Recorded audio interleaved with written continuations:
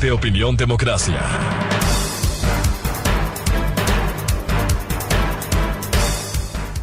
Buscando la verdad, en la revista de Opinión Democracia queremos dar la bienvenida a nuestros primeros invitados: Carlos Ferrín, consultor político; Jorge León, consultor en comunicación estratégica; y el doctor César Ulloa, catedrático y politólogo. Con un tema muy sugestivo que es importante desglosarlo, explicarlo a nuestra audiencia. El CNE dio a conocer con el cierre del padrón electoral que habrá 13.450.047 votantes en las próximas elecciones seccionales. Con un dato muy interesante: el CNE presentó en el informe técnico del registro electoral una segmentación de los votantes en 5 grupos etarios: de 16 a menores de 18 años, de 18 años a menores de 29 años, de 29 años a menores de 65 años, de 65 años a menores de 100 años y de 100 años en adelante. De estos datos se da cuenta que el 30.4% del padrón será de los centennials y millennials en este 2023. Con estos antecedentes, quisiera empezar con el doctor César Ulloa, politólogo, quien ha escrito también sobre estos temas. ¿Qué significado tiene tener esta población electoral en las próximas elecciones? Muy buen día al doctor César Ulloa. Muchísimas gracias, Miguel. Un cordial saludo a los colegas panelistas, a Carlos y también a Jorge. Bueno, lo que habría que comprender en primer término es que el Ecuador vive un cambio generacional que no es exclusivo, además propio de nuestro país, sino que es un cambio que se produce a finales del siglo XX, inicios del XXI, y es por eso que 2 demógrafos, es decir, estudiosos de los grandes cambios poblacionales como fue Nell Howey y William Strauss, identificaron que nosotros estábamos a puertas de nuevas generaciones, y por eso él catalogó a la generación Y o a la generación nueva como la generación de los millennials. Esto en el sentido de informar a la audiencia que no es un término de moda, que no es un término que arbitrariamente alguien lo catalogó para identificar este cambio poblacional, sino que más bien fueron 2 científicos que estudiaban cómo el mundo iba transformándose en términos de la revolución demográfica, y al ser esta generación la que daba, ¿no es cierto?, inicio a un nuevo milenio, la denominó como millennials.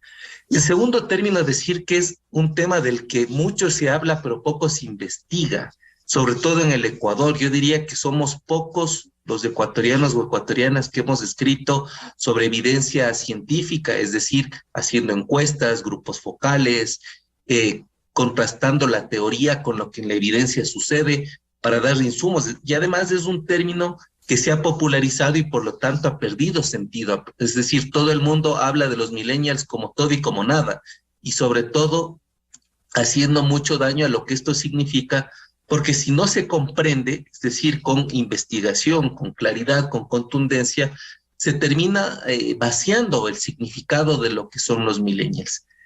Y claro, lo que yo decía al inicio es que hay un gran cambio generacional, lo que significa que es un segmento de la población que emerge en un mundo totalmente distinto a generaciones como la mía. Yo soy de la generación X, siguiendo precisamente estos conceptos que han sido utilizados por los demógrafos, también estudiados por la sociología y la antropología, y que además entran, ¿no es cierto?, ingresan a la esfera de la opinión pública en un mundo con ciertas características. La primera, un mundo totalmente digitalizado, y en eso, ¿no es cierto?, este filósofo de Corea del Sur, Byung-Chul Han, incluso ha hecho una serie de definiciones alrededor de un mundo donde el apego son las cosas, donde la persona es reducida a la estadística, al número, un mundo en donde se comienza a mirar las consecuencias de las afectaciones al ambiente, y por lo tanto una de las causas esenciales de este nuevo siglo es el cambio climático, un mundo donde acelera la progresividad de los derechos, y por lo tanto una de las causas esenciales para entender a estas nuevas generaciones son su lucha por el ejercicio y la protección y la promoción de las causas sexogenéricas, y por lo tanto, si uno mira, ¿no es cierto?, la marcha del orgullo gay en Quito, uno puede darse cuenta que ahí está una gran cantidad del segmento de la población joven, y un mundo, ¿no es cierto?, donde además dentro de esta progresividad de los derechos, incluye también los derechos de los animales, y por lo tanto, ahí hay un respeto muy fuerte a la naturaleza, a los animales, a las causas sexogenéricas, y un mundo tecnologizado. Pero además, curiosamente, es un mundo que tiene gran cantidad de jóvenes, pero jóvenes que son altamente especializados, pero sin posibilidades de empleo. Es decir, a la vez que tienen un mundo de consumo tecnológico, sin embargo, hay muy pocas posibilidades de inserción al trabajo. Para poner una cifra fuerte, 7 de cada 10 jóvenes en Quito no tienen empleo, y sin embargo tienen formación académica. Entonces, este segmento de la población, que insisto, se ha dicho todo y se ha dicho nada porque no hay mucha investigación al respecto, a no ser unos 3 estudios que se han hecho en Ecuador, nos dice que van a ser decisivos en la votación. ¿Y por qué son decisivos? No solo por cantidad, sino porque les conmueve, les seduce, les persuade estas causas que yo he mencionado. Pero hay una cosa súper interesante, que yo en el libro que escribí, que se llama Los Millennials frente al espejo, un estudio que compara 3 segmentos de población de 3 universidades, yo lo que identificaba, y si bien el libro no es de ciencia política, es un libro de tecnología, de educación y de comunicación, sin embargo, yo en las preguntas que hacía para levantar la información, tanto de encuestas como de grupos focales, les preguntaba qué les incentivaba, qué les motivaba para que ellos tengan una definición en el voto. Y esto me pareció muy interesante. Primero, son jóvenes que no tienen interés por la política como tradicionalmente se la conoce, se la comprende.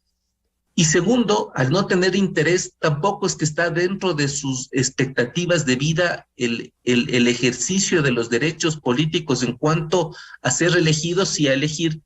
Y por lo tanto, las referencias que tienen no son de interés, sino del mundo cercano. ¿Qué quiero decir con esto? Que si bien ellos se ven seducidos por estas causas que he mencionado, que además son evidentes, porque el cambio climático es evidente, porque el mundo digitalizado es evidente, porque el ejercicio y la progresividad de los derechos es algo que en los países, en las legislaciones se incorpora, pero sin embargo, quienes influyen en la votación de los jóvenes es su entorno que determina, que incide. Es decir, la mayoría de jóvenes, contestaba, que influye en su decisión posiblemente sus padres o el núcleo más cercano. Es decir, no es gente que vota porque yo creo que las cosas sean así, porque al carecer de un interés de la política y un conocimiento del desarrollo de la política, lo que les influye o les motiva a votar o elegir es su entorno cercano. Por ejemplo, si sus padres dejaron de tener trabajo, si su familia fue afectada por determinado mal servicio de salud, de luz, de agua potable, si porque en su barrio hay inseguridad, entonces será los parlantes, es decir, sus padres los que comienzan a analizar la realidad y los que influyen en la votación, indudablemente también con ciertas características socioeconómicas que van a determinar su voto, ¿no? César, yo hasta haría como esta primera entrada, ya. Miguel. César, ¿y por qué no tienen interés en la política? Tal vez han llegado a analizar, aunque sea epidérmicamente, que están decepcionados de la mala práctica política en el Ecuador, o definitivamente no les interesa la política. Ahí hay 2 entradas. Primero, ellos no son beneficiarios ni directa o indirectamente por la política, sea buena o mala. Es decir, no hay algo que referencie, algo que les motive en la política. Y segundo, ellos son herederos de generaciones anteriores de cosas que que están resueltas. Por ejemplo, esta generación no conoce dictaduras, esta generación no conoce transiciones de la democracia a otro tipo de régimen. Es decir, ellos emergen en democracia y por lo tanto ellos no tuvieron un escenario conflictuado, por lo tanto no les seduce la democracia, la defensa de la democracia, pero y tampoco han tenido grandes referentes, o por lo menos no hay un grupo de referentes de la política que sean ejemplificadores o que sean los grandes monumentos. Es decir, si uno pregunta a los jóvenes cuáles son sus referentes, curiosamente hacen un trade-off, hacen un cambio, es decir, no son los políticos, son los influencers, no son las tribus urbanas, son las tribus digitales. Por eso en los jóvenes, los Facebookers, los TikTokers, los YouTubers, son los que son más seguidos. Y además hay un tema de autoaprendizaje. Entonces, ahí hay dos cosas. Primero, no hay referentes que les seduzca. Segundo, son herederos de cosas que no las conocieron. Y tercero, más que moverse por ideologías, se mueven por las emociones o la opinión pública, lo que ahora se conoce como la posverdad, la infocracia o el mundo del dataísmo, ¿no? El dato, es decir, un mundo evanescente, un mundo que se diluye, un mundo que actualiza de manera vertiginosa la información y que no deja acentuado ni asentado tampoco una discusión de los grandes relatos. Entonces, esto me parece que de alguna manera va a influir en la votación y creo que tampoco hay en la actualidad referentes que puedan seducir a jóvenes desencantados por la actividad política, sobre todo cómo se la ha llevado en los últimos años en el país, ¿no? Bienvenido a Carlos Ferrín, consultor político. Carlos, ¿cómo pudiera incidir este mapa electoral con esta composición, con este peso que tienen millennials, centennials, cuando, de acuerdo con el dato oficial, 4.090.233 ecuatorianos tienen entre 16 y 29 años y podrán ejercer el voto en las elecciones seccionales? Muy buen día, Carlos. Buenos días a la audiencia, un saludo Miguel, Jorge, César, gusto compartir con este panel. Miran, me parecen muy buenas las precisiones de César. Yo le agregaría una capa más a este tipo de desafíos que tiene sobre todo la política sobre este segmento, y es la pandemia. Definitivamente existe un efecto post-pandemia en el electorado, donde hemos tenido a toda una población primero sumida dentro de sus hogares por el tema, donde la única conexión que teníamos era precisamente con nuestras autoridades, y la manera en que ellos lideraron o enfrentaron la pandemia, considerando que mucha gente perdió a muchos familiares y hubo una escena de mucho dolor en el país, que luego concluyó porque no todo el mundo podía teletrabajar, en hambre, en decepción, en falta de recursos. Eso definitivamente generó un efecto de decepción adicional que puedan tener la población en general sobre las autoridades. Pienso que en estas elecciones quizás la que más la tienen difícil serán las autoridades en reelección, sobre todo por esa evaluación de la población acerca de cómo se desempeñaron dentro de la pandemia, ¿verdad? Y algunos están tratando de revivir ese momento de dolor equivocamente, y pensaría yo electoralmente, porque definitivamente la gente en este momento no se está enfocando en el dolor, sino que tiene algo de optimismo y algo de esperanza. Y ahí es donde cometen los políticos todos los errores. Volviendo al tema de los millennials y centennials, definitivamente es un segmento que en este momento está absolutamente decepcionado y desconectado de la política. Ellos, claro que tienen un recuerdo de quiénes son los políticos. Hay una gran decepción, sobre todo por los jóvenes en la política, que en nuestro caso, pensaría yo que han habido muchos casos de jóvenes en la política que han decepcionado a los mismos jóvenes. Y como decía yo en una nota hace poco en el Universo, la gente está tratando de ir hacia más esas figuras papales, estas figuras de autoridad. Lo vimos en el caso de Colombia, en el caso de Rodolfo Hernández, que los jóvenes se volcaban un poco por este tipo de candidatos. Y hay que agregarle un componente más. Los jóvenes en este momento están conectados muchísimo con el antipolítico, porque ellos tienen y piensan, y creo yo que van a ejercer un voto venganza, ¿no? Un voto que seguramente van a votar por el que seguramente le castigue más a la clase política. Lo vimos en Perú cuando votaron por el presidente Castillo. Para mí eso fue una gran ola de efecto de voto venganza, cual si voy a votar con el que más le molesta a la población, y es un efecto de rebote bastante interesante, porque los jóvenes se sienten muy atraídos por ese tipo de políticos. Hay un estudio que se llama el efecto Pratfall, hace que los electorados se sientan atraídos por estos políticos que son políticamente incorrectos, que se muestran con sus defectos, que se muestran más humanos y que se muestran menos estructurados hacia la política. Así que mi primer consejo que le daría yo a la política: traten de no ser tan perfectos, porque definitivamente esas imperfecciones van a ser las que más van a atraer el electorado.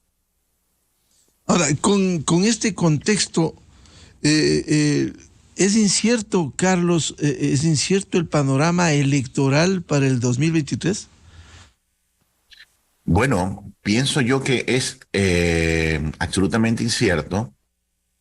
Antes veíamos estas grandes maquinarias electorales, como por ejemplo en su época lo fue Alianza País, hoy convertido en Revolución Ciudadana, que podían activar desde los jóvenes el tema este del socialismo, del humanismo y todos estos ismos que hacían que las masas de jóvenes se movilicen hacia una causa, que ellos piensen y sientan. Todavía existen, pero en mucha menor escala, ¿no? Mucha menor escala el joven está de alguna manera, yo siempre decía, el joven tiene más sensibilidad a caer en el socialismo porque es joven y porque efectivamente es atractivo para sobre todo los jóvenes que mantienen estos tipos de causas de acabar con la hambruna, con la pobreza, y encuentran en estas doctrinas algo de espacio para ellos querer un poco expresarse. Eso todavía existe, pero en mucha menor escala. Yo pensaría que esta elección va a ser la elección de los movimientos independientes, la elección de los partidos chiquitos, digo, los partidos que están del 100 en adelante. Van a tener mucho espacio y aunque va a haber un top definitivamente de partidos entre el más fuerte al más débil, pienso yo que va a ser en menor escala, ya no sobre el 100%, quizás sobre el 30%, quizás por el 20%. Va a haber un ranking, pero mucho más disperso, porque en definitiva la gente está rechazando un poco. Imagínate, hace un rato hablaba del tema pandemia. Ven volver a los políticos a los barrios con las mismas prácticas, el mismo bombo, los mismos zanqueros, la misma camiseta que te la ponen y te toman la foto. La gente siente, bueno, la clase política no aprendió nada de lo que ha pasado. O sea, como que de alguna manera ellos no se sienten representados por eso, porque ven algo de cinismo y rechazo en ese tipo de prácticas políticas. Entonces, el desafío es enorme. Ya vivimos una elección en medio de la pandemia, que fue la elección de Guillermo Lasso en Ecuador, de Luis Abinader en República Dominicana. Son las elecciones que más cerca estuvieron dentro de la pandemia. Y eran como elementos de fuga. Yo creo que el crecimiento de Lasso en ese momento como un empresario, ya sea de derecha, es un tipo absolutamente, todos lo vemos hasta ahora como presidente, que efectivamente es alejado de lo políticamente correcto, y hace que de alguna manera eso haya sido atractivo en su momento. Y le pongo un ejemplo: en el momento en que Lasso rompe su estructura, en que él intentaba ser muy presidente, muy camisa planchadita, y se mete a hacer un baile de Michael Jackson en TikTok, explotó en el segmento, porque precisamente eso es lo que está pasando con la política. Hoy vemos, por ejemplo, a muchos políticos, y eso ojalá reactive la economía, visitando huecas, queriendo ser más parecidos a sus ciudadanos, mostrándose un poco que son muy similares y usando plataformas como por ejemplo el TikTok para acercarse a sus ciudadanos, porque saben que ese segmento del que estamos hablando está precisamente en ese tipo de plataformas. Carlos, cuando decía que el socialismo pudiera ser un poco pegajoso, para darle un término, para el joven, para cualquier decisión en la vida, una decisión responsable, hay que estar debidamente informado y con información real, eficaz, clara, precisa. Si uno piensa en el socialismo, no se repararía en ejemplos, en información concreta. La situación de Cuba, 60 años, la situación de Venezuela, 22 años, un fracaso en donde el salario es de $4, la pobreza y la miseria ha crecido. El caso de Nicaragua, una dictadura oprobiosa que persigue a los jóvenes y también a los viejos. Esos ejemplos no debieran repararse, nutrirse de información real para tomar cualquier tipo de decisión, cualquiera que ésta sea. Mira, esos son precisamente casos de efectos burbujas de sociedades que están absolutamente aisladas del resto del mundo, donde el castigo de ellos es precisamente el tiempo, ¿no? Porque pasa el tiempo, se van trasladando de generación en generación. En el caso, por ejemplo, de Venezuela, hace poco hablaba con un compañero consultor venezolano, dice, va a ser mucho más difícil salir ahora de Maduro, porque ya hay toda una generación que creció y que siente que de alguna manera eso es lo normal y es hacia donde hay que ir, y eso es grave también, ¿no? Pero asimismo cuando se trasladan estas generaciones y se van moviendo estas masas de edades, sobre todo el voto facultativo en Ecuador, siempre es determinante, y vemos, por ejemplo, cierta reducción, y ahí es donde hablando más del socialismo, la Revolución Ciudadana apela a volver precisamente esa nostalgia de los buenos tiempos. Ellos dicen antes estábamos mejor, antes se les atrás, están tratando de revivir un sentimiento de estabilidad que se quedó mucho más atrás, pero las masas se van desplazando hacia adelante. Y muchas veces yo he escuchado a muchos socialistas decir, pero qué malagradecidos que son, porque les dimos todo y ya no nos quieren parar mucha bola. Entonces, precisamente es porque definitivamente los intereses de estos ciudadanos están trasladándose hacia adelante, hacia lo que viene, y hay mucho acceso a la tecnología que los está sacando de esas burbujas y los hacen ver que definitivamente hay un mundo distinto al que ellos han un poco crecido. Doy la bienvenida a Jorge León, consultor en comunicación estratégica. ¿Cómo ve este panorama con esta población electoral en donde habrá un mayor predominio de centennials y millennials? Muy buen día, Jorge. Buenos días, mi querido Miguel. Un saludo para Carlos, para César. La verdad, bastante enriquecedores sus comentarios. Yo adicionaría igual cositas más, ¿no? Sin duda alguna, este es un segmento de la población que hoy en día ha captado muchísimo interés porque termina siendo un conglomerado de votantes interesante. E interesante porque mañana o más adelante podría desestabilizar absolutamente cualquier elección o podría romper paradigmas para los partidos políticos tradicionales, en donde podrían tener de alguna que otra manera su voto duro, su voto consolidado, y al momento de tener un segmento que, como lo mencionaba César, es todo y es nada a la vez, ¿verdad? Se vuelve un foco de alerta en los partidos políticos y decirle, oye, ojo, tenemos cerca del 65% en un grupo etario entre 16 años a 18, que son votos facultativos, y de 18 a 29, como lo ha catalogado, que me parece el CNE, que trata de empaquetar sin duda alguna en un gran segmento de la población, pero creo que también es bastante disperso catalogar a un grupo etario de 18 a 29 años, porque hay necesidades completamente diferentes, hay sin duda alguna un sinnúmero de propuestas que también están buscando estos grupos etarios, y lo mismo de 16 a 18 que no se comportan de manera igual. Pero sin embargo, para efectos estadísticos, funciona que se los consolide de alguna que otra manera. Yo discrepo un poco con lo que comentaba César al momento de decirle que no hay referentes. Yo creo que los jóvenes hoy en día, los millennials y los centennials por sobre todo, sí tienen referentes, pero no solamente referentes locales. Hoy en día hay referentes mundiales, y he visto particularmente en algunos segmentos de la población, con algunas conversaciones con los ciudadanos, que tienen, por ejemplo, como referente al presidente de El Salvador, a Nayib Bukele, un hombre, como decía Carlos, antisistema, que nace de los jóvenes, que nace de un discurso, y hoy todo el mundo quiere un presidente, al menos en Ecuador, o quiere un referente más o menos como Bukele, ¿no? Y vemos como algunas autoridades nuestras están tomando ciertas frases, ciertos discursos, ciertas narrativas de ellos, como por ejemplo, si los políticos no robaran, la plata alcanzaría para hacer obras para todos. Y se lo hemos visto a varias autoridades, incluso el mismo presidente de la República.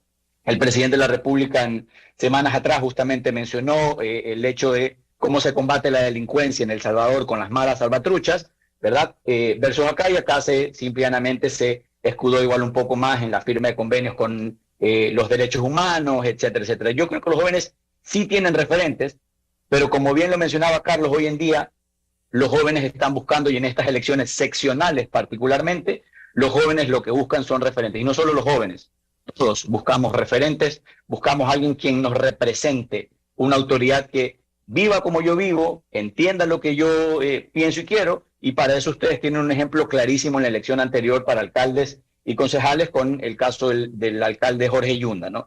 Un completamente antisistema, que llega a la alcaldía directamente con el voto popular, por así llamarlo, vistiéndose y disfrazándose del hombre común, ¿no? Del que va a jugar ecuavole a la cancha, del que llega en taxi, el que llega en la camioneta de un amigo, etcétera, etcétera, de quien la ciudadanía, entre comillas, tenía una opinión, porque era un hombre que hacía radio, es un hombre que hace radio, y que lo ve cercano, que es jocoso, que es amigable, y dice, ok, yo lo conozco, me representa el tipo, creo que podría ser una buena alcaldía. Una cosa es la campaña y ya otra cosa es en funciones como Carlos en algún momento, en alguna presentación, en alguna de nuestras conferencias en conjunto, lo mencionaba. Ya ganamos, ¿y ahora qué? ¿no? Porque normalmente esa es la primera etapa cuando tú estás en campaña electoral, armas todo un programa político, pero ya cuando te sientas en gobierno, otro es el cantar y ahí hay que ver con cuántas papas se hace un locro, digo siempre, ¿no? Carlos mencionaba un punto también interesante, mi querido Miguel, y es el tema del efecto pandemia, ¿no? O de los famosos pandemias que vienen más atrás de los centenias, pero que sin duda alguna creo que la pandemia nos dejó algo muy interesante, lo cual hoy en día nosotros estamos presentes aquí. Esta entrevista probablemente antes hubiese sido por vía telefónica, ¿verdad? O de carácter presencial en propio set de la propia radio. Y hoy en día la tecnología llegó para eso, llegó para quedarse, y con la pandemia la tecnología lo que dijo, a ver, yo estoy aquí presente, el mundo se mueve de manera diferente y se comporta de manera diferente. Y lo digital llegó justamente para eso, para quedarse. De hecho, en el Código de la Democracia no está reglamentada la pauta digital, o no están regulados ni siquiera los medios digitales. Sí, los medios tradicionales, los que se lo conocen como los medios ATL, ¿no? Radio, televisión, periódicos, etcétera, etcétera. Ahí sí hay regulación, pero en lo digital no. Y mañana más adelante podríamos ver una desproporción, hablando directamente sobre las campañas, en el tema presupuestario. Ya lo vivimos en la elección presidencial. Un candidato invirtió más de 1.500.000 y el otro invirtió $150.000 en pauta en Facebook para tratar de que su mensaje tenga un alcance mayoritario. Pero que sin duda alguna también esta misma pandemia abrió la posibilidad de que existan nuevos canales de comunicación, como por ejemplo la herramienta del TikTok, que lo mencionó Carlos. Hay estadísticas justamente donde muestran que, producto de la pandemia, esta herramienta como TikTok empieza a captar muchísimos segmentos, muchísimo mercado, y hoy en día tenemos los famosos TikTokers o los famosos influencers, que no solamente son parte de una herramienta de comunicación, también tenemos canales como Twitch, tenemos canales como Telegram, que sin duda alguna también se utilizan en mayor o en menor escala, pero que en todo caso esa parte digital llega para ser parte importante y primordial de una campaña hoy en día. Que sin duda alguna hay un reto, por supuesto, Miguel, hay un reto gigante, porque los partidos políticos, como ya lo mencionaba César y como mencionaba Carlos, y coincido en ello, están completamente desconectadas de las necesidades ciudadanas. No entienden cómo hacer política y entienden que sus cacicazgos tradicionales, ¿verdad?, quieren seguir haciendo política como hacían política en la plaza, como hacían política con la entrega de la camiseta, como hacían política con los discursos completamente de barrio, de repente con frases al estilo Bucaram, ¿no? Que causen y que generen algún tipo de conmoción en la ciudadanía, y desde ahí en más vayan ellos aportando. Es un conglomerado importante que tienen que captar también los partidos políticos que, ojo, no siguen entendiendo cómo se hace política hoy en día y están tratando de captar, sin duda alguna, el mayor porcentaje. Por eso la reforma del Código de Democracia, de que hoy en día es obligatorio tener a jóvenes dentro de sus listas para tratar de captar esos mismos mercados, esos mismos segmentos. Que dicho sea de paso, viene también con un arrastre de la falta de liderazgos dentro de los partidos y organizaciones políticas. No se capacita las estructuras, no se capacita directamente a su militancia para crear nuevos líderes, y ese es un problema que tenemos estructural de la política ecuatoriana. Coincido nada más, mi querido y preciso, mi querido Miguel, para darle paso a usted, en que creo que también el ciudadano ecuatoriano promedio ha vinculado absolutamente todo. Y digo que ha vinculado entre la política y el político. Y como el político ecuatoriano en promedio está mal calificado, ¿verdad?, dicen, la política no sirve, la política es mala, la política es sucia, la política es traicionera, todos los políticos roban, ¿no? Caemos en estas categorizaciones del todo. Y esa no es la política realmente. Ese es el político, el ser humano que ingresa a través del vehículo de la política a pertenecer o a ser parte de la función pública. Pero hay que separar directamente el quehacer de la política con el quehacer del político o los partidos políticos, que en varios casos hemos visto casos de corrupción, y hoy en día, o esta semana al menos, eso nada, los casos de corrupción que de este gobierno también están empezando a salir a la luz pública. Jorge, ¿y cuál sería el perfil de un referente para los jóvenes en ese análisis? ¿Cuál sería el perfil? Yo creo que lo mencionaba César y Carlos también, ¿no? Hoy en día los jóvenes no solamente están buscando un liderazgo político, no están buscando un líder en común, están buscando varios liderazgos, es decir, una organización política o un líder en su efecto que se muestre como ellos, que se muestre más humano, porque en algún momento el político ecuatoriano promedio creyó que él era un suprahumano, ¿no? Y que él podía hacer todo absolutamente. Y hoy en día eso está completamente desconectado, o es algo a lo que simple y llanamente nadie le presta atención. Lo que deben hacer directamente estas personas es buscar estas causas, buscar estos referentes, pero no para verlo, como decía Carlos, como un votante, no para verlos como mañana o más adelante un electorado a quien mañana yo le voy a pedir el voto, sino realmente porque son causas que te preocupan. Tenemos firmado un acuerdo de París en donde tenemos 17 objetivos de desarrollo sostenible y preguntémonos qué líder político está atrás de esos 17 objetivos de desarrollo sostenible. ¿Quién está trabajando realmente por la agenda del cambio climático? ¿Quién está trabajando directamente por la contaminación digital? ¿Quién está trabajando por las causas ambientalistas? Realmente nadie trabaja y los que trabajan simplemente son superficiales, están por encimita de, ¿no? Para tratar de estar en la boca, estar directamente en el segmento de quien lo quiere, ¿verdad? Pero no se trabaja directamente en la construcción de una política pública de corto, mediano y largo plazo, porque ahí está la llave del asunto. Todo el mundo piensa en función electoral o del clientelismo electoral, como conoce algunos catedráticos, y simplemente se le da pan y circo al pueblo durante las elecciones que tengan. Pero no estamos trabajando en una agenda corto, mediano y largo plazo que nos permita salir adelante, que nos permita salir de su desarrollo. En algún momento lo tuvieron, y aquí también menciono lo que decía Carlos, ¿no? Se está viviendo con una generación que vivió 10 años de un gobierno que al final de cuentas, les guste o no les guste a algunos o a todos, algo hizo por la ciudadanía. Y hoy en día, en esa encuesta ciudadana, se dice que antes se estaba viviendo mejor, y por eso ellos acuñan este término y están repitiéndolo, apelando a ese sentimiento de que, mira, nosotros hacíamos por ti la obra, si probablemente robamos, ¿ya? No tenemos pruebas de que robamos, pero algo estamos haciendo, ¿no? Versus estos que no han hecho nada, versus estos que tienen esto. Y ese es el pensamiento ciudadano que se lo recoge a través de varias herramientas de investigación y que tú lo tienes hoy en día, y por eso los números y las cifras, quienes estamos trabajando con algunos candidatos, entiendo que Carlos está trabajando con algunos datos, es lo que refleja la encuesta, es lo que simplemente refleja la data que tenemos, y de ahí vamos marcando una hoja de ruta para los diferentes candidatos, que es lo que tenemos que hacer. Creo que ese es el gran desafío que tienen no solamente las organizaciones políticas, mi querido Miguel, también lo tenemos nosotros los ciudadanos, porque en la medida que los ciudadanos estemos desconectados de la política, vamos a seguir teniendo los malos representantes que tenemos, y vamos a tener calificación de menos del 10% de aceptación, de credibilidad con la Asamblea Nacional, el segundo poder del Estado, ojo, el segundo poder del Estado, y del primer poder del Estado, que es el Ejecutivo, 10%, 15% le cree la palabra del presidente de la República, ¿no? Y obviamente va descendiendo directamente el tema de credibilidad. Entonces, se causa una afectación directamente a la institucionalidad, mi querido Miguel. No, nadie está creyendo hoy en día en las instituciones, ya no es representativo el hecho de decir, oye, yo soy asambleísta, yo soy un padre de la patria, como tal. Por ende, merezco respeto. Nadie respeta a los asambleístas, nadie respeta al presidente de la República, nadie cree en la palabra del presidente de la República, en la opinión, y vemos un presidente de la República que en su narrativa, pues obviamente, comete más errores que aciertos dentro de su línea de comunicación, y le toca salir a su cuerpo inmediato a tratar de apagar los incendios que genera cada vez y cuando. Entonces, eso también causa que los jóvenes se desconecten de la política y que no se trabajen en estas causas que ellos están buscando.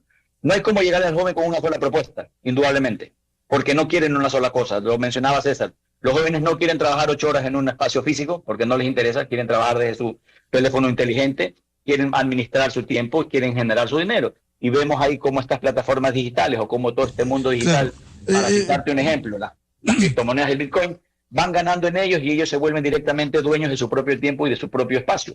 Claro, por ello, por lo que dice Jorge León, quizás otra es la expectativa de los jóvenes, mientras el adulto, de más de 30 años, aspira a tener un empleo estable, el joven está en otras dinámicas. Pero, doctor César Ulloa, un gran desafío de los partidos políticos y candidatos para captar el voto de estas generaciones que mayoritariamente tendrán un peso específico en las urnas, incluso con algunas distorsiones. Cierto es, como se ha dicho esta mañana, que pudiera recordarse que se hizo mucho más antes, pero ahora se quiere sentar la mentira como verdad. Uno ve en las redes sociales cuando dicen los corruptos son ellos, son otros, no nosotros, porque hay un cuento de los helicópteros Drup, cuando hay un cuento lo de sobornos. Pero por favor, ahí vuelvo al tema que les he planteado. ¿Cuánto juega el estar bien informados, no mal informados por las redes sociales, para, sobre la base de esa información responsable, decidir libremente por qué candidato se escoge, libremente, pero bien informados, no caer en el engaño? Como digo, estos días ha circulado, a propósito de la reinstalación del caso de los helicópteros Drup, que esa es una mentira, que no hubo 66 millones de perjuicio, que no hubo 3 fallecidos, 7 heridos, que no hubo un daño irrogado al Estado ecuatoriano, el caso Soborno, sentenciados por corrupción, con pruebas testimoniales, documentales, y se vende eso. ¿Cuál debe ser el papel de los partidos para captar a este segmento importante del electorado? Bueno, yo aquí quisiera agregar 3 cosas que me parecen esenciales para comprender la disputa del relato en las redes sociales alrededor de la persuasión del votante. Y la primera, y es que en las redes sociales se disputa la emoción pública y no la opinión pública.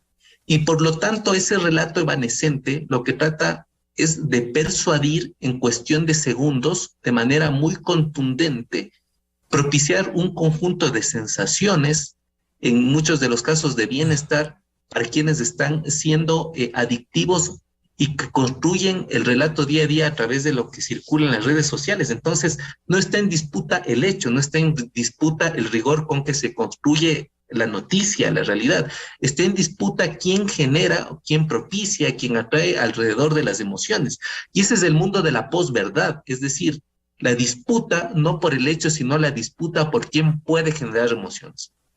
Sin embargo, esta situación o este manejo de las campañas pueden traer una distorsión enorme. ¿Por qué?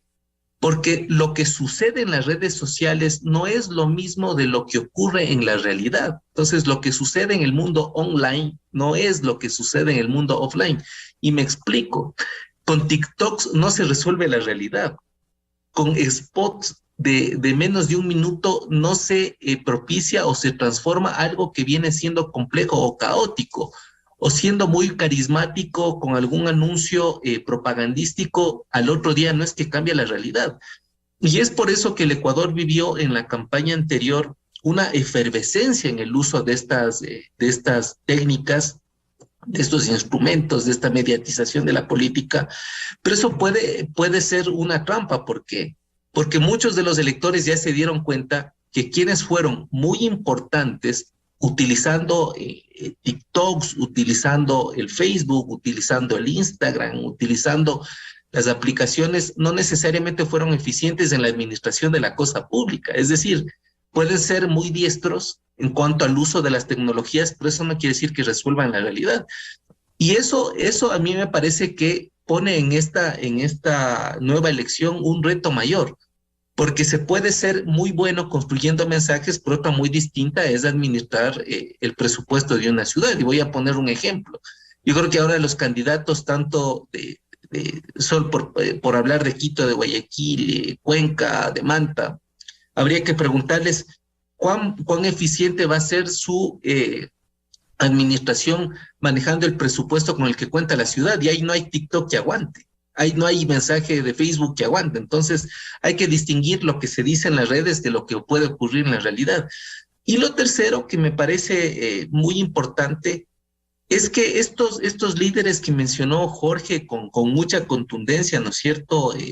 Refiriéndose, por ejemplo, a Bukele, yo diría también a Uribe, un poco a Donald Trump y al Bolsonaro, no son antisistemas realmente, porque Bukele era un militante adherente, un político del Frente Farabundo Martí de Liberación Nacional, es decir, su cuna son los partidos políticos. Él fue electo 2 veces alcalde como militante de ese partido político, pero lo que hizo fue dar un golpe de gracia, un golpe muy fuerte a la forma tradicional, como su partido político hacía la política.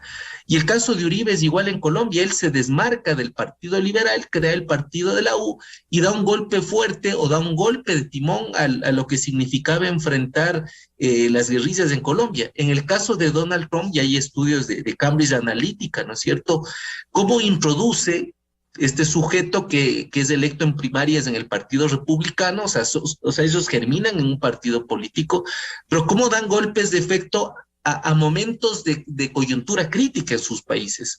Y la coyuntura crítica en los Estados Unidos era el desempleo, era la inflación, el desastre económico. En el caso de Bukele, las maras. En el caso de Uribe, la guerrilla. En el caso de Bolsonaro, un ataque contundente, certero, a todo lo que significó la política del PT, que de alguna manera fue contaminado con ciertas prácticas de corrupción que luego fueron judicializadas, pero que finalmente terminan siendo favorables al expresidente Lula, que posiblemente sea electo nuevamente. Entonces, yo diría que habría que ver con mucha cautela si alcanza en esta elección, yo creo que no, si alcanza el uso de estas redes, porque insisto, lo que se dice en las redes no resuelve la realidad, y con la experiencia que ya tuvimos en pandemia, y aquí me refiero a lo que dijo Carlos, nosotros ya tuvimos unas elecciones en pandemia, tuvimos ya una campaña electoral en pandemia, fuimos a votar en pandemia, no hemos superado la pandemia tampoco. Lo que estamos viviendo son los coletazos de una pandemia no resuelta económicamente, pero que nos hace vivir en una campaña electoral híbrida, en donde los candidatos posiblemente hagan en espacio público muchas acciones, combinen con ciertos mensajes en redes sociales, tratando de cautivar, pero a mí me parece que la cosa es más compleja. ¿Por qué razón? Porque vivimos una exacerbación del desempleo, vivimos una desatención e ineficiencia en los sistemas de salud, vivimos una inseguridad que desborda históricamente a lo que el Ecuador ha tenido, y por lo tanto el mensaje de los candidatos ya no será ser el bacán bailando algo en TikTok o ser el bacán jugando boli. Lo que los candidatos tendrán que decir con contundencia es cómo van a resolver el desempleo, cómo van a resolver la inseguridad, cómo van a resolver la falta de acceso a la salud y cómo van a resolver en general la crisis. Entonces yo creo que ya un baile en TikTok no avanza, o sea, no alcanza para captar el electorado.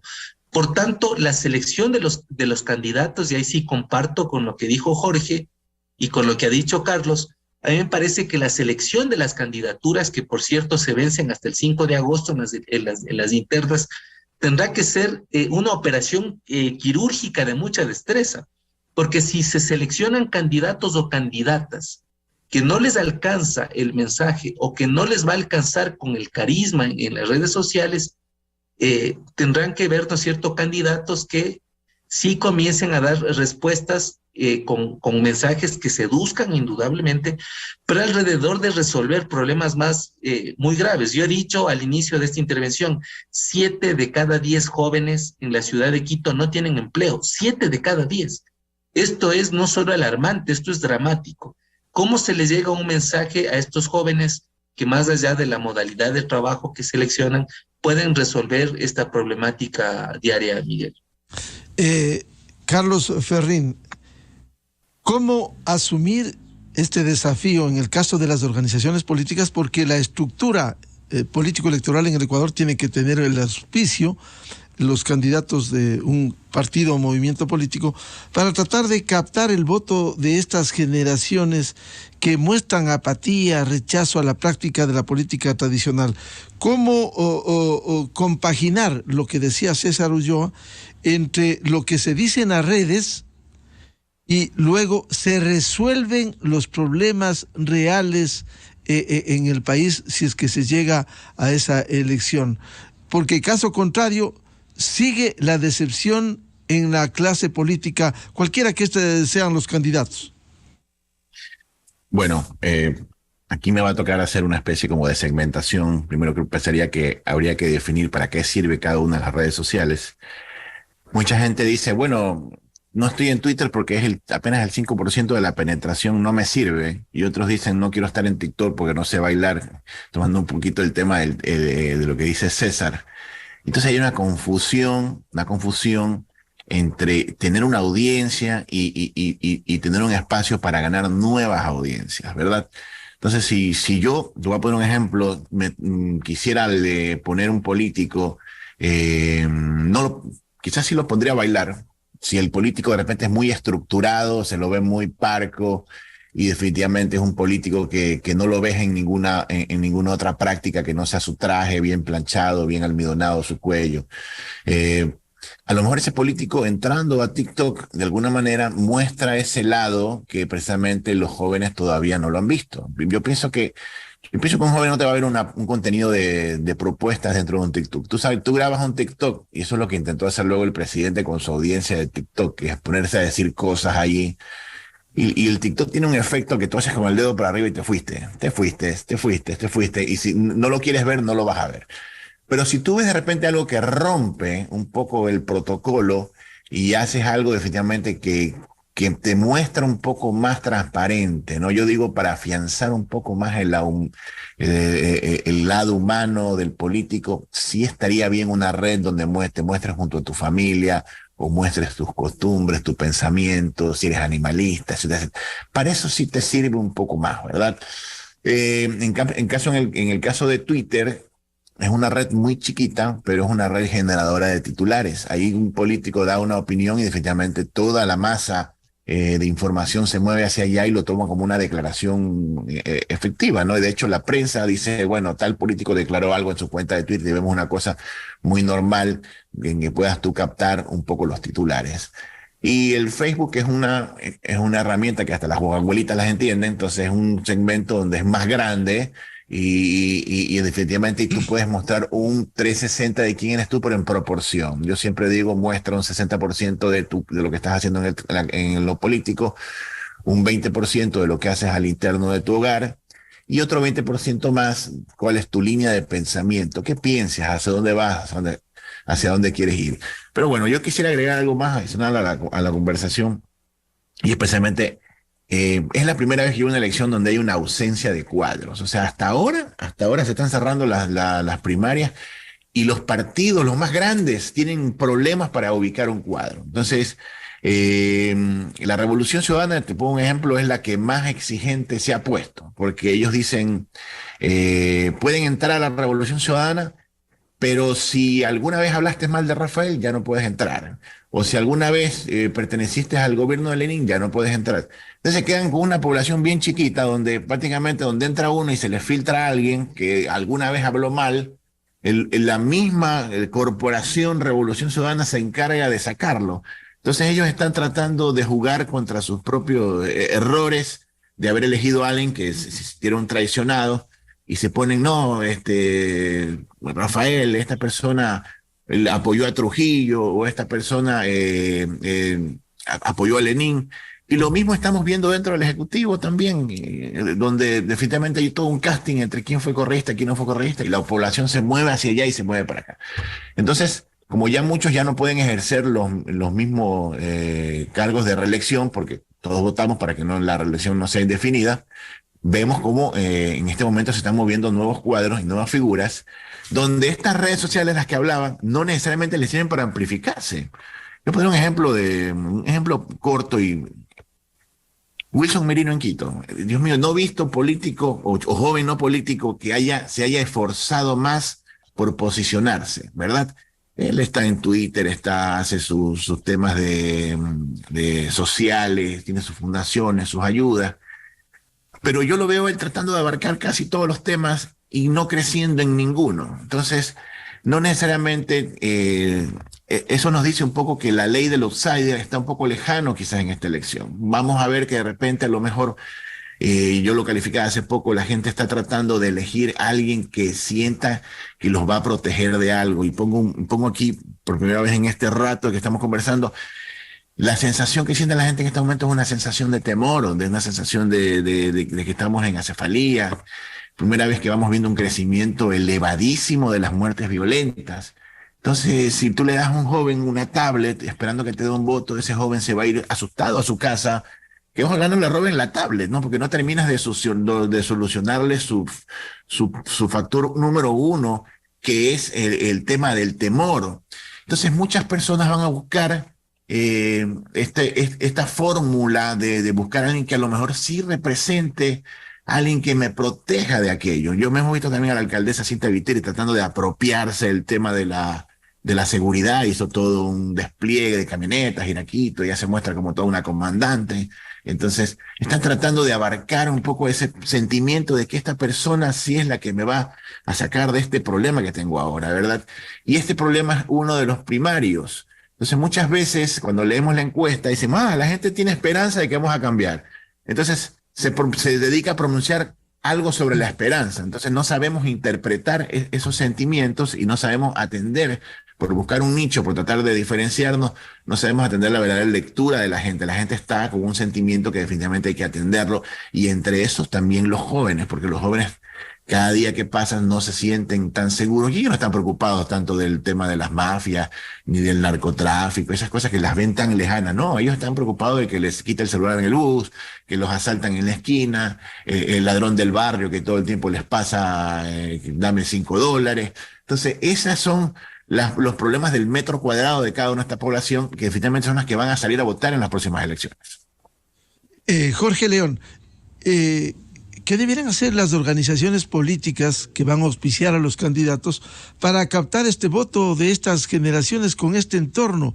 Si, como decía Carlos Ferrín, quizás lo ven muy lejano el tema del narcotráfico, les preocupa lo que les pasa en el día a día, quizás no se está viendo la realidad de hoy, de mañana y del futuro. Mi querido Miguel, creo que, puedo sonar un poco utópico con esto, ¿no? Pero sin duda alguna, como en la vida mismo, si tú no te reinventas, si tú no vuelves a inventarte, vas camino a la extinción. Y los partidos políticos, al menos los ecuatorianos, creo que van camino a la extinción, porque ya nadie les cree, porque los jóvenes no se sienten atraídos por los partidos políticos, porque siempre son utilizados los jóvenes para pegar el afiche, para llevar la bandera, para llenar el mitin político, para la foto, para el tagueo en uno que otro posteo, etcétera, etcétera, y no se los toma realmente en cuenta en mesas de trabajo, no se los toma en cuenta realmente en la construcción de la política pública, con eso que está ahí. Si los partidos políticos no se reinventan, sin duda alguna van camino a la extinción, van camino a morir. Y asimismo los líderes, si no se reinventan y se quitan ese vendaje, ¿no? o si se quitan ese disfraz de los caciques, ¿no? De los que aquí se hace lo que yo digo y lo que yo mando, y así es, y no empiezan a construir nuevos liderazgos atrás de eso, también van camino a la extinción.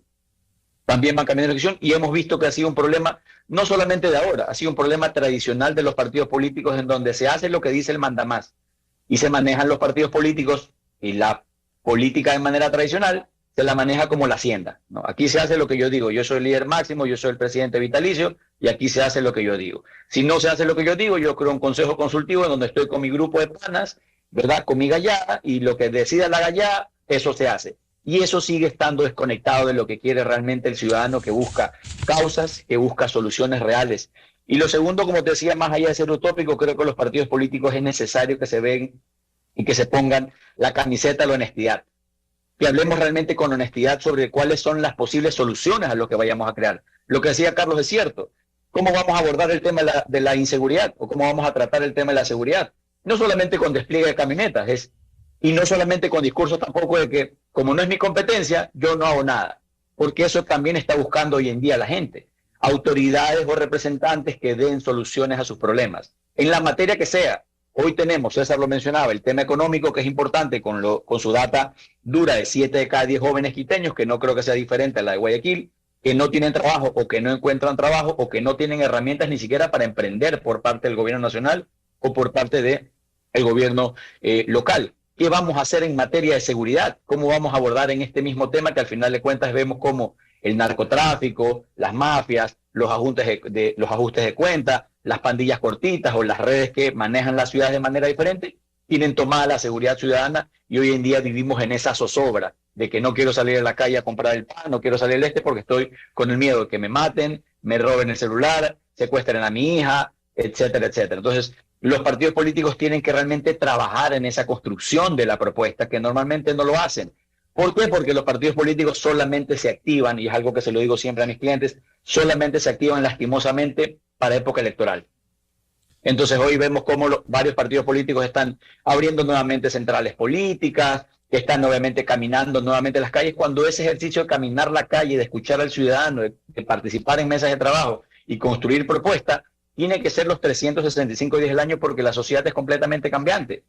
Y lo que hoy soluciono, mañana puede ser completamente diferente. Para citarle rápidamente un ejemplo, en varios sectores populares la gente quiere que le construyan una cancha de fútbol, por ponerle un ejemplo. Perfecto, usted le construye como autoridad la cancha de fútbol, pero inmediatamente, una vez que usted le construye la cancha de fútbol, mañana quieren el alumbrado, y después quieren el techado, y después quieren la grada, y después quieren que le ponga internet mientras usted practica fútbol, y que no les corte el horario del uso de la cancha de fútbol, porque el ciudadano siempre quiere y aspira más y mejor, y esa es una tarea que se la dejan solamente a los políticos. Dicen, no, alguien tiene que venir a solucionar este tema y ya viene. Y el que me solucione este tema, el que me abra la cancha 3 veces más, al que me meta más camionetas, al que haga este tipo de cosas, yo le doy. Pero los jóvenes tienen más demandas realmente. Por ejemplo, ¿qué pasa con las plazas en las universidades? ¿Qué pasa con la infraestructura de la universidad pública que no funciona en el país? Ni siquiera la pública ni la privada tampoco, porque no hay cama para tanta gente. ¿Qué vamos a hacer como organizaciones políticas? ¿Qué vamos a hacer como políticos? E incluso nosotros que estamos tras bastidores de los políticos, de hacerle entender a nuestros candidatos mañana más adelante que la construcción tiene que venir de ese lado, por mucho que no sea llamativa para la audiencia, que no sea algo interesante, pero les estoy seguro, mi querido Miguel, Carlos y César, que habrá más de un conglomerado en que sí nos vea de manera seria y diga, ok, eso es lo que quiero.